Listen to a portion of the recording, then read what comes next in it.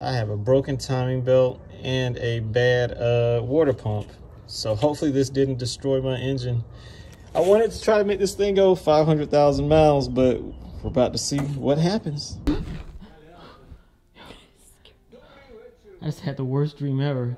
I dreamt that the timing belt broke on the Land Cruiser. That was real. Really? It's broken.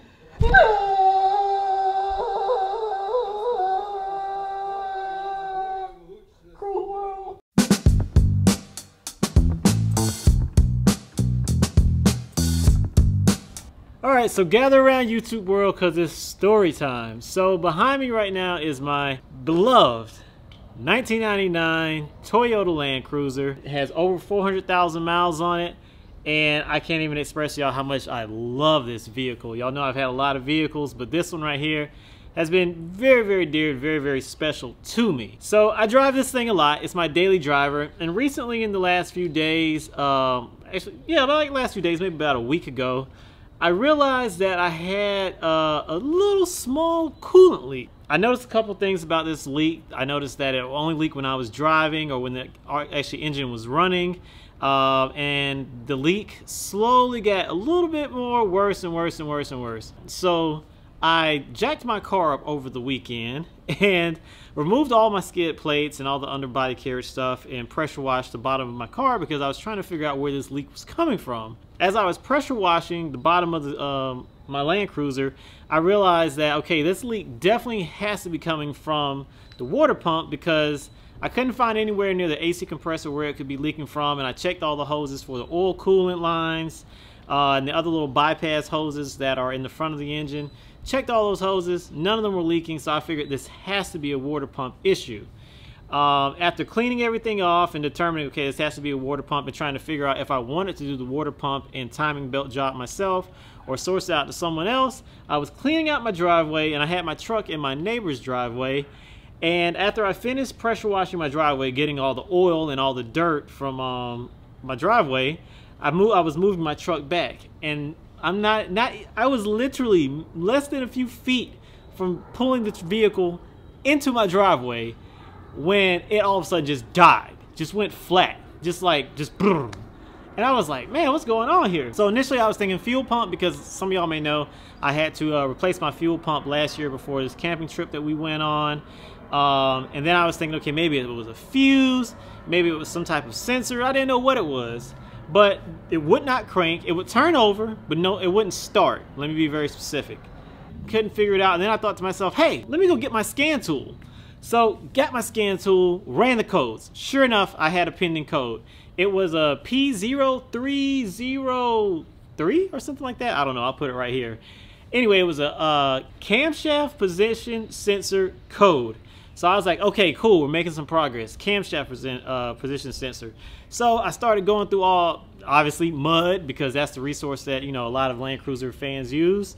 So I'm going through mud, and I'm checking out camshaft position sensor code, and I'm looking at all these different reasons why your camshaft position sensor could fail.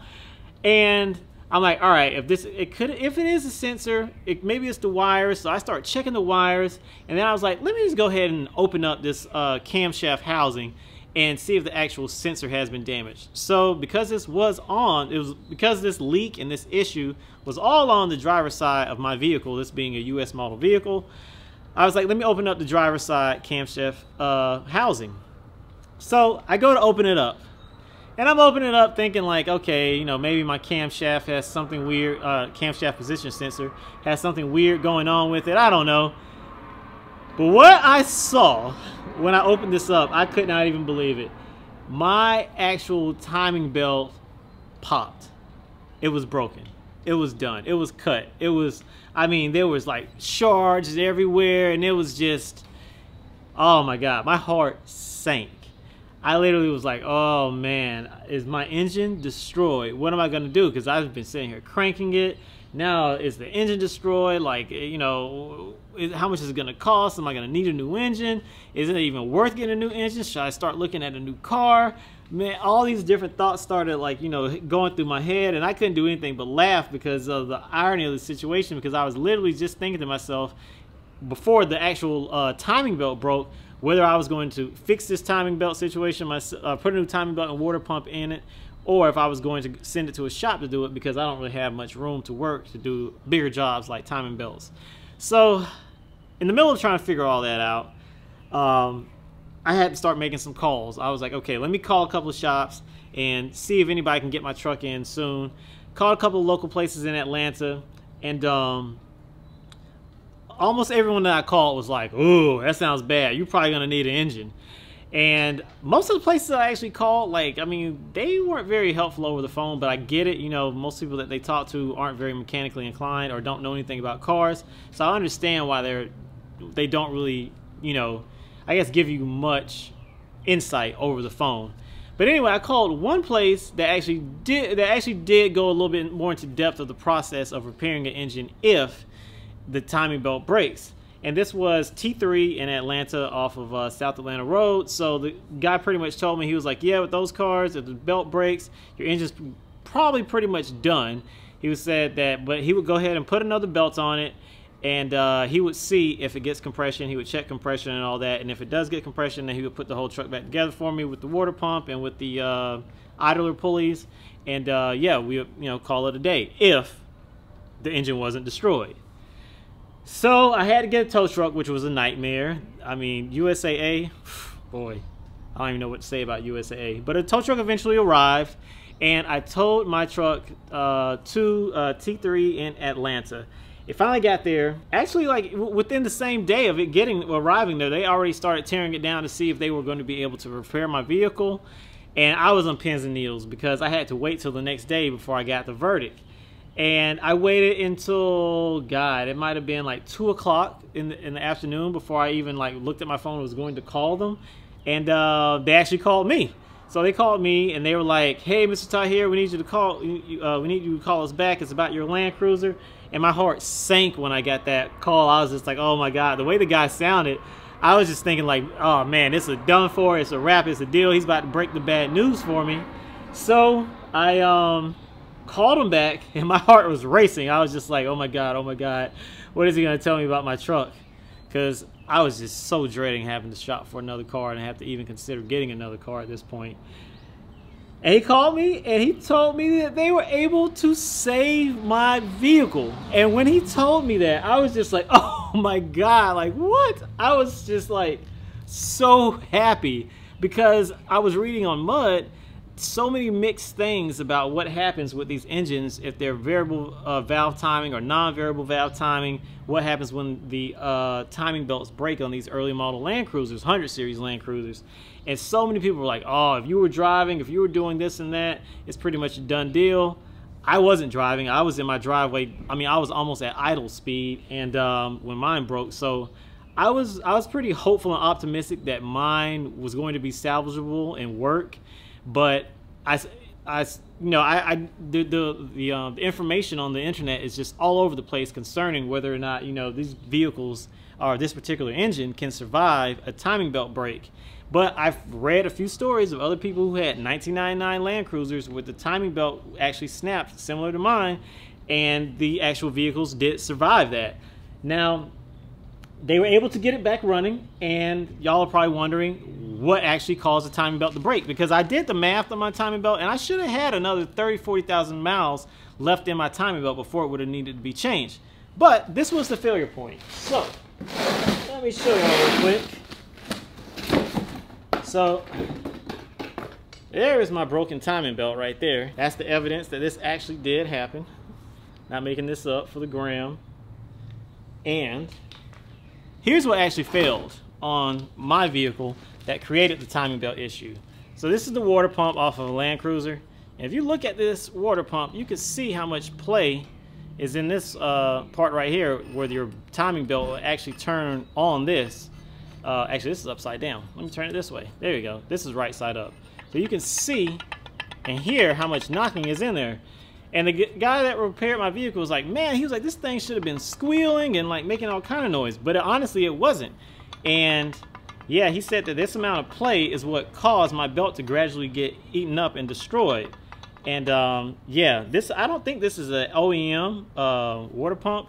It doesn't really have much stamping on it. It has this right here. I don't know what that really means. But I don't think this is an ASIN pump. So that's probably why it failed. So Yeah, the actual failure point was the water pump, which was why the water pump was leaking out through the front, which is why I was getting the leak when the vehicle was running, which led to my timing belt eventually breaking. So what's the lesson here? The lesson here is I get many things. Number one, stay ahead of your water pump and timing belt service if you can. Use ASIN, OEM, or better, or whatever you can find. And as far as like what Land Cruisers can withstand a timing belt breaking and what can't withstand a timing belt breaking, that's still in the air. I haven't really figured that out, but I did see definite users on Mud who said that yes, this happened to me, my engine was not destroyed, and I saw a few people who said this happened to me and my engine was destroyed. So if this happens to you, first of all, do your due diligence and preventative maintenance and just be ahead of the game. Change your belts and your water pumps early. But outside of that, you know, if this does happen to you, keep hope alive that your engine is not destroyed, because mine was not. And I'm so happy because I still get to drive my Land Cruiser around, and I absolutely love this car. And I love it even that much more now since it survived such a catastrophic mechanical failure in a lot of instances. Oh, some of y'all might be wondering how much this whole thing cost me. So it was $1,300, labor and parts, which is kind of steep, but I'm in Atlanta. All right, so there's a part of the story I kind of glanced over, which is when I got my truck back. So when I got my truck back, I was so excited, but I still had to check everything to make sure that everything was good. And there were 3 blaring things that I noticed right off the rip that I wasn't so happy with. Number one, this screw right here that holds the fan shroud in, this screw was loose. That was my first warning sign. This piece was not even zip tied down, so this piece was flapping around. This is the high pressure side of your AC line. This hose was leaking. There was a leak coming from right here, and there is on this part right here, which is your timing belt cover, there's a little bracket. It's kind of hard to point out. I don't know if you can kind of see it under there, but you can't really see it. There's a bracket under there. Oh, you can kind of see where that little shiny dot is right there. That bracket holds the camshaft position sensor onto this actual housing, so it doesn't get caught up in your serpentine belt. That was also not connected. Now, to say the least, I was very disappointed because I just paid these people $1,300 to do this whole timing belt water pump job. To get it back and all those small little things were wrong doesn't really give me confidence that the major things, the tensioners, the water pump and the belt, I mean, I hope it's installed properly because the vehicle's running just fine, but it just doesn't give me confidence that maybe things weren't torqued to the certain spec, maybe things weren't done as thoroughly as I would have personally have done it. So maybe I should have done this job myself. I don't know. Let me know in the comments. I mean, I got it done quick. I got it done fast. I didn't have the time or the space to do it myself. So yeah, let me know what y'all think. Am I bugging? Am I like doing the most by, nitpicking at these small little things that the shop missed that I feel like they shouldn't have missed? Or is that just the state of the automotive service industry today? Y'all let me know in the comments. I'm your brother Reza. This is KRT Life. KRT Life with the Y. Like, subscribe, comment, all that. And I will see y'all in the next vlog. Driving my 1999 Toyota Land Cruiser 100 Series with hopefully up to 500,000 miles on it at some point. All right, see y'all in the next vlog. Peace.